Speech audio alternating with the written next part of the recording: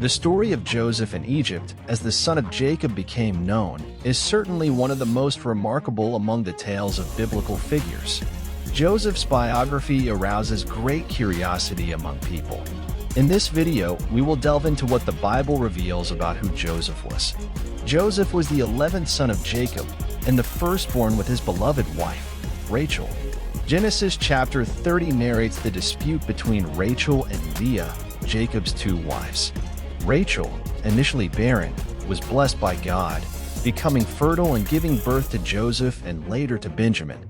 Genesis 30 verses 22 and 23.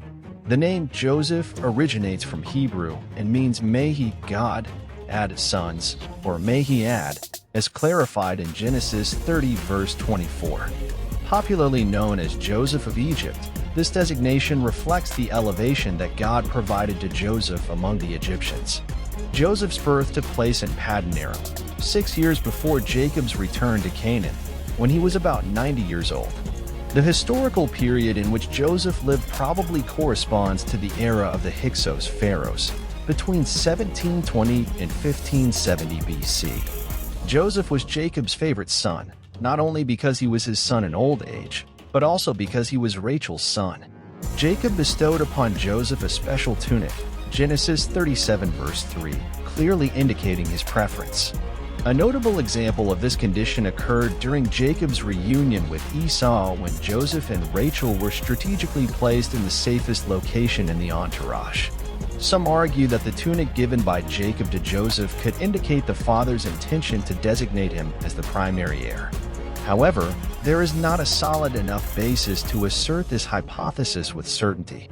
Joseph's brothers clearly harbored some jealousy and discontent towards him, Genesis 37 verse 4.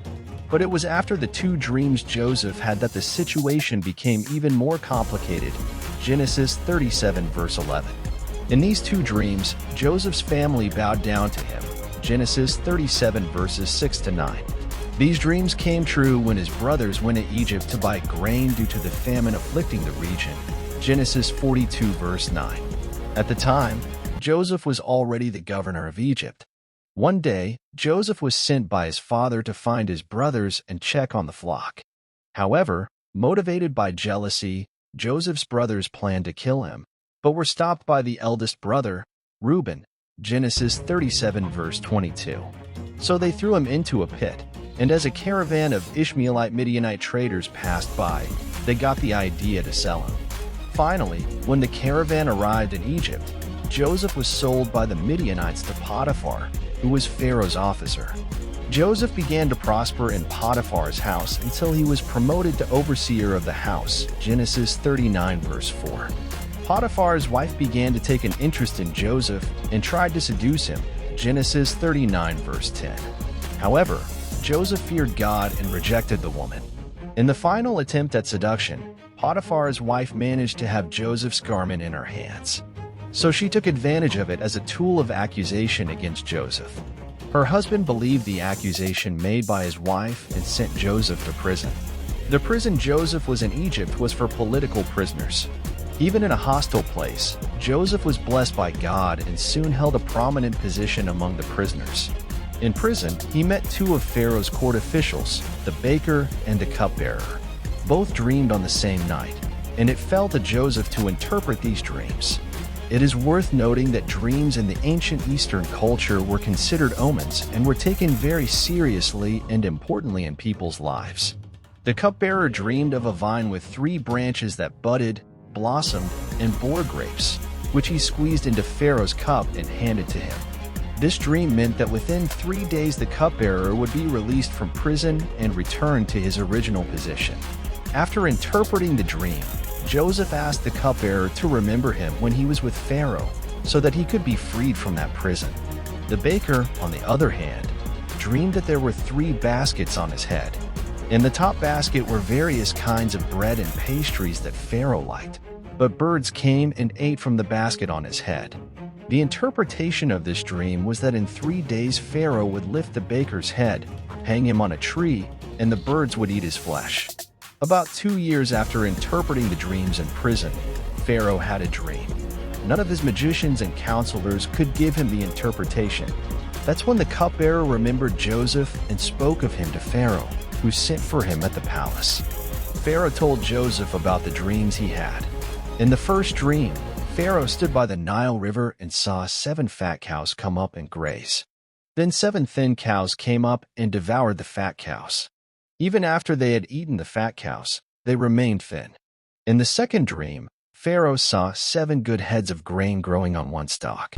Then he saw 7 withered, thin heads sprout up and swallow the 7 good heads of grain. Joseph then told Pharaoh that both dreams were actually one. This dream corresponded to what God would do. There would be 7 years of plenty in the land of Egypt, but then there would be 7 years of such severe famine that the years of plenty would be forgotten. In addition to giving Joseph the interpretation of the dream, God also granted him wisdom to present a plan to Pharaoh so that Egypt could overcome the 7 years of crisis. Pharaoh then placed Joseph as the second man in Egypt, second only to him.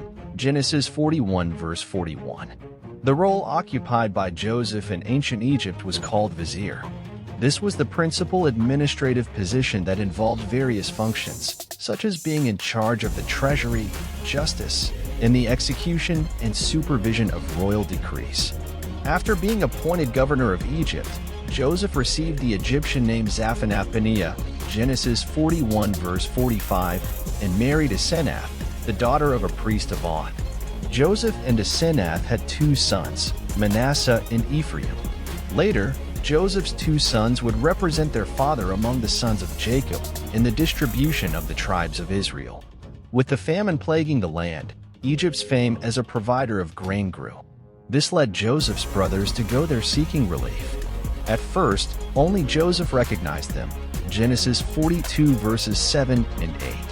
Later, however, after some tests by Joseph, Genesis 43 verse 18, the governor of Egypt revealed his true identity to his brothers. It was an emotionally charged encounter, Genesis 45. After revealing his identity, Joseph made arrangements to bring his father and his entire family to Egypt. Pharaoh also supported his decision, Genesis 47. Later, when his father died, Joseph took care of the preparations for the burial. He had Jacob embalmed according to Egyptian custom and buried him in Canaan as he had requested, Genesis 50. After his long story, Joseph understood that everything had been God's plan, and that through his life Israel was preserved, Genesis 45 verse 7, 50:20. Joseph then lived out the rest of his days in Egypt. He reached the 3rd generation of Ephraim's descendants and died at the age of 110. Before his death, Joseph remembered the promise that God had made to his ancestors, Abraham, Isaac, and Jacob, that their people would inherit the promised land. So he asked that when God took the Israelites from there, his remains would also be taken by them. Thus, Joseph died trusting in the Lord's promise. Later, Moses remembered Joseph's desire and took his bones out of Egypt, as recorded in the book of Exodus 13:19. Joseph was buried in Shechem, on a piece of land that his father, Jacob, had bought, Joshua 24 verse 32. Don't miss out on the exciting biblical stories. Subscribe to the channel to receive all the content and dive into fascinating narratives. Join us on this incredible journey. Subscribe now so you don't miss any videos.